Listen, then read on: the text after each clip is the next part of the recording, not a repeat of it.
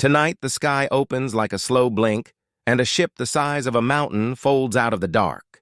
It doesn't crack the clouds. It hushes them. The first word it speaks to Earth is listen. By sunrise, every screen, speaker, and whispered prayer carries one message. We have arrived for your oceans, your iron, and your best listener. If we refuse, they take what they want. If we agree, they take who we love. I'm May Rios, lighthouse keeper, amateur radio operator, and the person the ship has asked for by name. The lighthouse at Greyhook Point was built when ships had souls and fog had teeth. Its spiral ribs were thick brick, its lantern a cyclops eye. I kept it because nobody else wanted it. Too lonely, too windy, too many nights with nothing but the beam and the breathing of the sea. I made my peace with quiet long ago. Quiet had a texture, the velvet hush between waves, the scratch of a pencil on logbook paper, the warm buzz of the ham radio. Quiet was a room I knew by feel. At 0211, the radio sang a chord. One I couldn't name, one I felt between my ribs. The needles on my weather instruments bowed as though to a king passing. The Fresnel lens in the lantern whispered a note like glass remembering fire, and the sky did not split. It sighed. A shadow slid under the stars and stopped above the horizon, a crescent that was not the moon.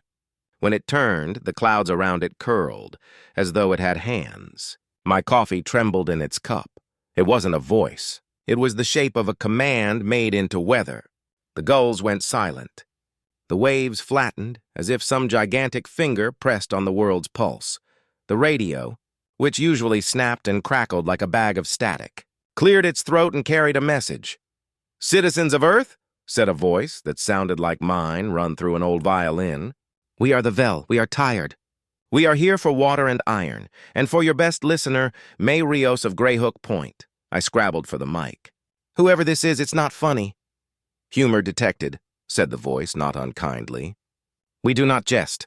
We request parley. We request you." A pause like a held breath. "If you refuse," the voice continued, "we will take what we need without listening. The cost will be lamentable." The ocean lifted a small wave and set it gently against the rocks, like an apology ahead of time. The stakes were suddenly simple, like a knife. By dawn, the world had an opinion. My phone screamed itself hoarse. A government liaison arrived in a helicopter whose rotors turned the grass into a frantic field of green tongues. Soldiers stood in neat rows, pretending not to look at the sky. A woman with hair that made you think of laws stepped into my lighthouse kitchen, where my kettle whistled as though auditioning for opera. "Ms. Rios," she said, "I'm Deputy Director Hesiao. Please say you didn't invite them."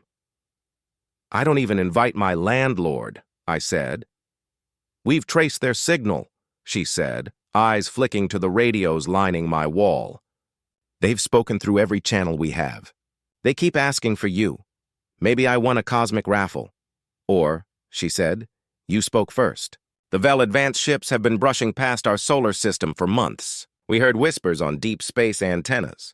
According to a transcript, someone on an amateur network said, "If you can hear us, we can listen." That call sign was yours. I remembered the night, snow hissing against the windows. The feeling that the whole world was a radio dial. You could nudge and suddenly hear whales or angels. I'd said it because being heard is the only currency that doesn't devalue. "I said we can listen," I admitted. I didn't say I'd sell them the Atlantic. Xiao's jaw worked, a quiet grind. "We can't let them take a citizen. But if we say no, they take the planet the hard way." "I'll go," I said too fast. Xiao blinked. "You're not obligated."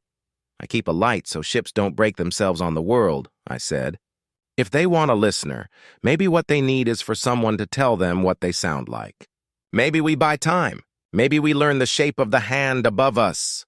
Xiao's eyes softened, a microclimate of pity. "This isn't your burden." "Everything that lands at my door in the night is my burden," I said softly. "That's the job." We went outside together. The ship was nearer now, a mountain that pretended to be a feather. The very air around it had its own weather. Snow that fell upward, rain that curved sideways like cursive. "Vel?" I said into the mic. "This is May Rios," the ship answered by changing the light. Dawn brightened. Colors woke up. I could see the veins in Xiao's wrist, the way the lighthouse paint had cracked like old porcelain. "May Rios," said the voice. "Will you come?" "Yes," I said before fear could learn my name. "But we set terms. While I am with you, you don't touch a river or a nail." Silence. A long one, but not empty. "Considering." "We agree," the Vel said. "While you are with us, we will not drink, we will not forge. We will listen." They came in a capsule like a pearl inside a bell. It kissed the grass without bending a blade. Xiao gripped my shoulder once, a sailor's squeeze. "Bring back something we can use," she said, "even if it's just a rumor." Inside the capsule, there were no seats. The floor hummed like a throat singing. The walls bloomed with patterns when I breathed, my breath made visible like frost on glass. It was the opposite of human design. Nothing to push, everything to answer. The capsule lifted. The lighthouse dwindled to a chess piece. The ocean unfurled like silk shaken out. I thought of my father, his hands learning how to repair the lens, teaching me the names of screws. I thought of my mother's recipe card for cornbread. "Don't measure the milk. Let the batter tell you when it's right." "Let the ship tell you when it's right," I murmured. "We hear you," said the ship, and I flinched. "Sorry," I said. "I think aloud when the room is too big." "A room is small if it listens," the ship replied. The capsule docked with a chamber like a cathedral dreamed by coral. Creatures that weren't creatures moved along the walls, wheels of light, coils of ash, threads of copper rain. A doorway opened without opening. A figure stepped through. It was not a thing I could draw. It was a series of contradictions that added to a person. Tall without height, luminous without glare, delicate without fragility. Its eyes were absence-shaped like attention. "I am Otter," it said, its mouth a suggestion. "I speak for the Vel. I learned your syllables from your broadcasts. You are May Rios. Your work is to keep things from breaking." "On my better days," I said. "You understand listening. You understand lighthouses? We are here to buy a lighthouse." "You asked for me, not for a building." "We asked for a listener," Ader said. "We require water, iron, and something we cannot mine. We require a way to stay ourselves without breaking the galaxy. We lost it. We are tired." "Tell me," I said, "and I'll tell you what you sound like." They brought me to a chamber whose walls flowed with slow patterns, like rivers learning cursive. In the center hung a structure of threads taut as harp strings, each one softly vibrating. It looked like an orchard if trees were made of time. "This is the syllabarium," Ader said reverently. "Our speech lives here. Our promises are bound here. The Vel are a chorus species. We do not speak as single mouths, but as woven intentions. When we lost our deep sea, our world boiled. We lost the ocean that carried our voices true. We have been drifting loud and less honest since." "What boiled your world?" I asked. Ader's light flickered. "Pain looks the same in every species." "We did," it said. "We found an engine that drank starlight and told it to drink faster. We misread the scream of the crust as applause." I put my hand on a thread. It sang a friendly E. The whole orchard changed key to meet me halfway. My throat loosened with something like trust. "You came for water and iron, and a listener," I said, "because you don't trust your own ears anymore." "Yes," Ader said simply. "We cannot be sure we are good, only that we can be loud. We require a mirror, but mirrors break under songs. A listener is the gentler mirror." I could feel the earth under my feet 1,000 meters below. Felt the tug of it the way you feel someone looking at you from across a room. I thought about the Vel's bargain.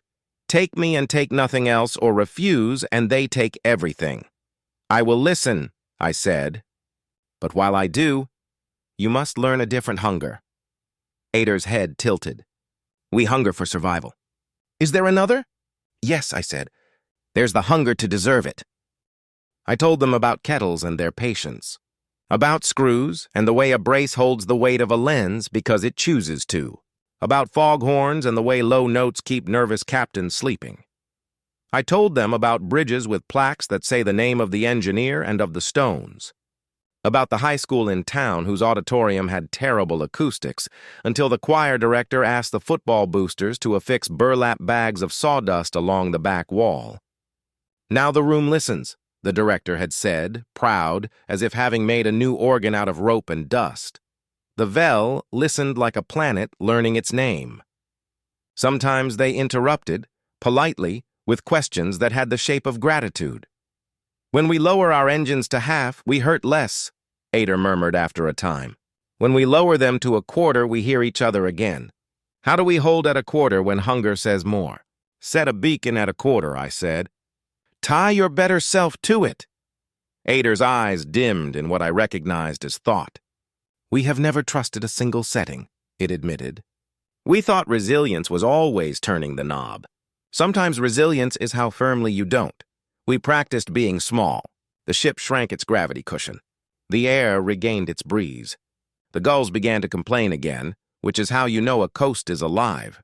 In return, the Vel showed me how they sang a truce between storms. It was a chord shaped like forgiveness, and the whole ship hummed it until the hull remembered being softer. I was only one person, and yet the orchard took to my voice like a river to a wider bed. The truce lasted exactly 2 days. On the third, as we tuned the engines to quiet, a second Vel vessel entered orbit without warning. It was jagged where Ader's was smooth, hungry where Ader's was patient. Ader's light went salt white. "The prime sapper," Ader said tightly. "They did not endorse our parley. They come to drink." I felt the floor tilt, though we were perfectly stable. "Will they honor your promise not to touch the oceans while I'm here?" "They did not make it," Ader said. Below, the sea lifted its shoulders, then dropped them. On the horizon, a dark vein appeared where water had been, a tidal pedal drawn back by an invisible thumb. "Stop them," I said. Ader's mouth tightened. "We cannot outgun them and keep our engines quiet." "Then get louder for a reason," I said. "Let me talk to them." Ader hesitated. "They will not understand you." "Then translate me into whatever color they can't ignore." The syllabarium threads flared. My voice braided with Ader's chorus and streamed out into the echoing bones of the Vel Armada. "Prime sapper," Ader intoned, and beneath it, my voice. "Stand down. We have bound a vow." A reply came. If Ader's voice was a harbor, the sapper's was an unlit riptide.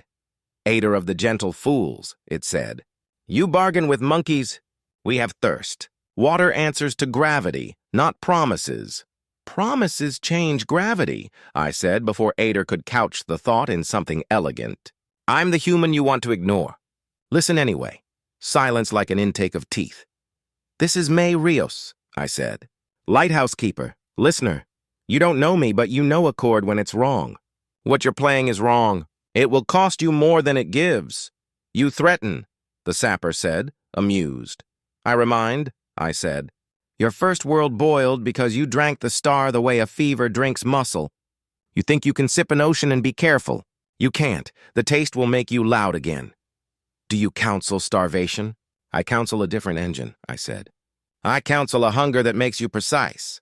The sapper laughed, a sound like knives falling in slow motion. "Precise hunger is still hunger. Then be exact," I said. "You want iron? Trade us patterns, not pumps. We teach you how to hear smallness. You teach us how to sing storms aside.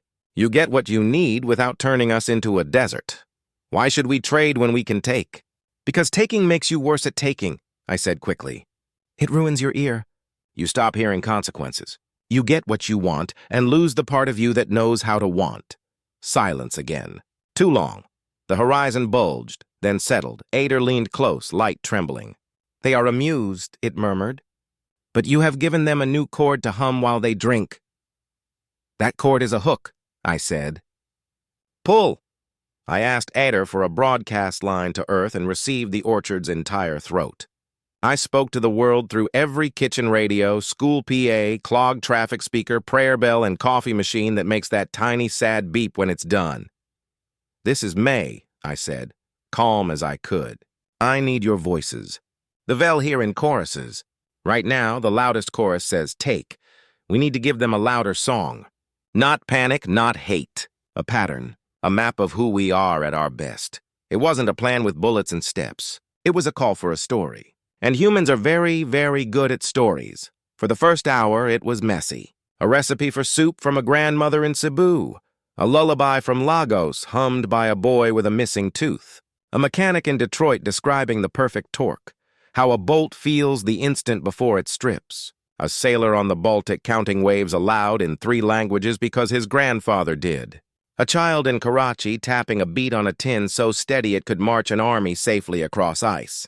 The orchard thrummed. The syllabarium drank it in, counted it, wove it. The second hour, the stories found each other. A nurse in Recife spoke of hands that remember what a chest feels like when breath returns. And a firefighter in Seoul answered with the rhythm of a door broken open and a shoulder taken just so. A poet in Dublin recited a verse about the taste of rain on rust, and a woman in Nairobi replied with the way red soil clocks the ankles after a run before a storm. The ship of the prime sapper drew back a fraction, the way an animal does when it hears its name in a foreign mouth. The third hour, Ader added harmonies humans couldn't make. It built a lattice of chords under the human chorus, notes that sounded like bridges being patient, like iron deciding to be a plow rather than a spear, like water choosing the kindness of a slower path. The sapper's tone shifted. Not surrender, not yet. Interest. Your monkeys sing, it admitted grudgingly. They sing about small victories. This is not a feast song. That's the point, I said. Feasts end. This is a maintenance hymn. You need it more. Maintenance, the sapper repeated, like a slur and a prayer at once. Yes, I said. The work you do every day so the worst day is survivable. Don't drink our oceans. Borrow our hymn. When negotiations finally took on shape rather than fog, the room changed temperature. Ader dimmed the lights to calm the ship's muscles. Here is what we agreed, though at the time it felt less like a treaty than tuning a violin you planned to share. The Vel would not draw water from open seas or lakes.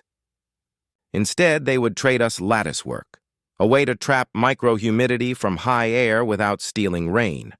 They would seed our deserts with fog harps we could unplay at will, so no one could become a tyrant of thirst. They would not pry iron from our crust with their gravity tricks.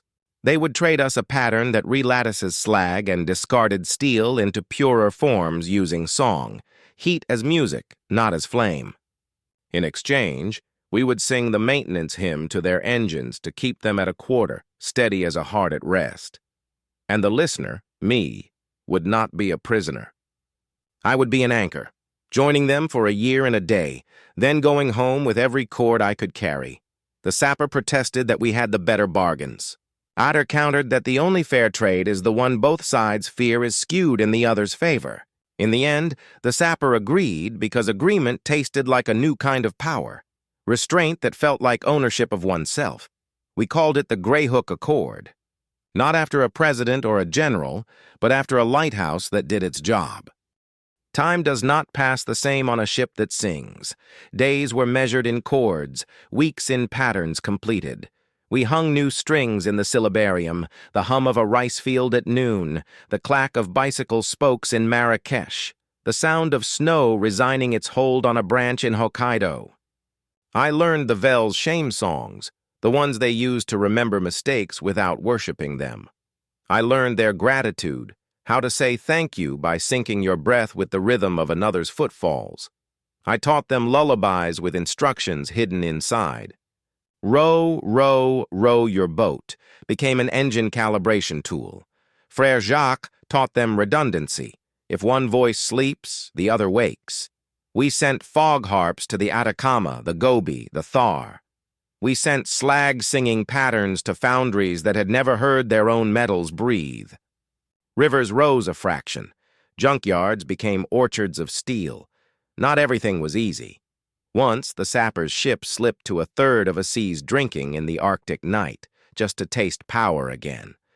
The hymn faltered, and the ice cracked like old bones. We caught them not with guns, but with an older weapon, embarrassment. The human chorus sang the sound of trust being recounted, a cashier recounting bills after a short change.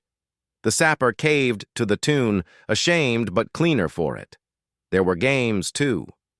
Humans taught the Vel chess.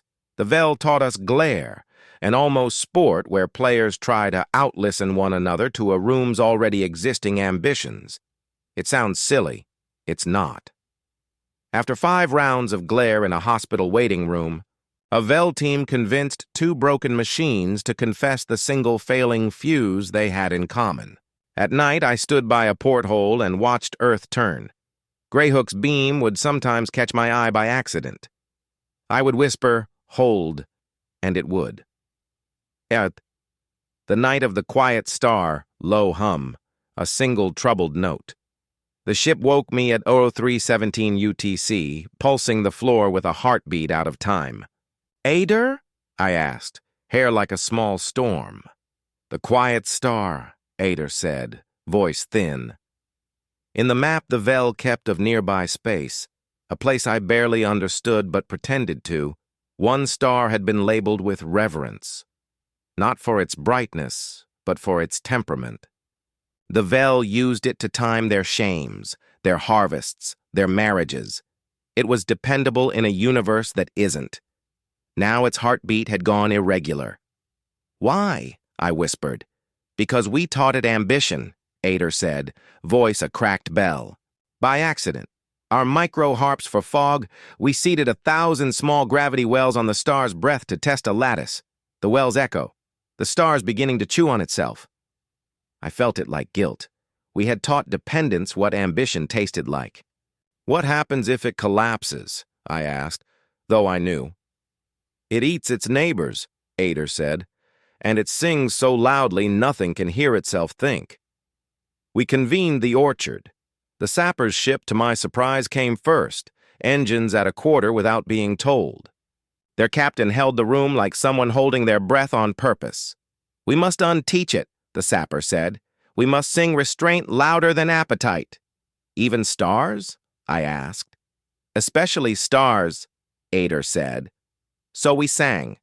We sang a song with math inside it, not equations, tendencies. We sang a song about the pleasure of boundaries, the sweetness of a fence good neighbors agree to. We built a cage of kindness around the star's new hunger and waited to see if desire preferred the inside. The star shuddered. A flare that could have shaved a continent's atmosphere off a planet chose, at the last millisecond, to become a sigh. The orchard dimmed. The syllabarium's threads slackened, spent but unbroken. The star decided to do nothing. It decided, for once in its burning life, to coast. We cheered, which is to say we let ourselves breathe.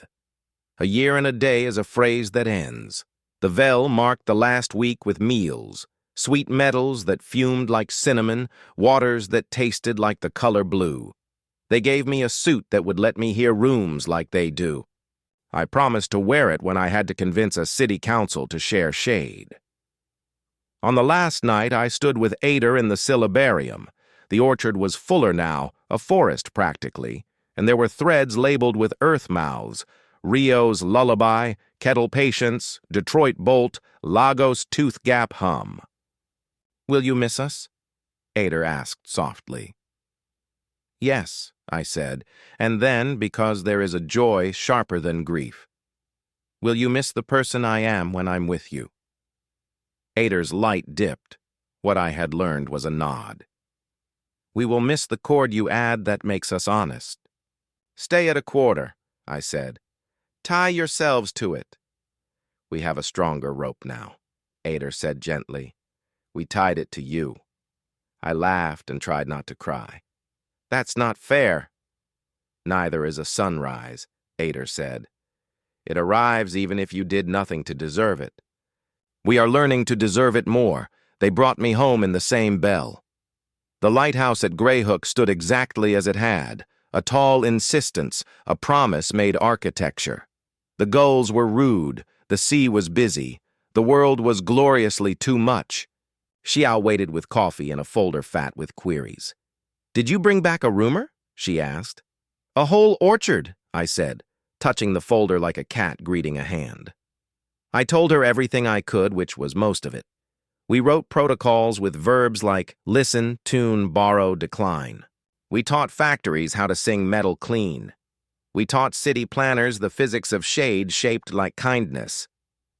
I slept that first night to the sound of the foghorn, which now had a harmony under it the Vel had left me, a bass note that made sleep heavier, like a blanket. Months later, at 02:11 again, as though the universe loved symmetry, the radio hummed a single polite note. "Me Rios," said Ader's voice. "We are at a quarter. We are stable. We have learned a trick. We can choose restraint and feel proud rather than hungry." "That's the whole trick," I said, smiling into my pillow. "How's the sapper?" "Winning at glare," Ader said, something like laughter in its tone. "Losing at chess. We are well." "Keep listening," I said. "When you forget how, listen again." "We tied a rope to the reminder," Ader said. I went up the stairs to the lantern room. From there, the world looks both smaller and more tender. You could crush a ship by forgetting to turn the light, or you could save it by keeping your promises to a bulb. I turned the beacon on. The beam licked the night and made a haul out of the dark. I poured coffee. I wrote in the logbook, 2:13, visibility good. Seas cooperative. My job remains to keep things from breaking. On the final line, I added something. The Vel taught me is as powerful as any caution. 2:14, everything hums with the desire to be kept. If you're still awake, let your breath be a lighthouse, steady, kind, unpanicked. Inhale on the thought. Listen. Exhale on the thought. Hold. Let the room become a ship that doesn't need to go anywhere to arrive. Let sleep be the ocean deciding to be gentle for a while.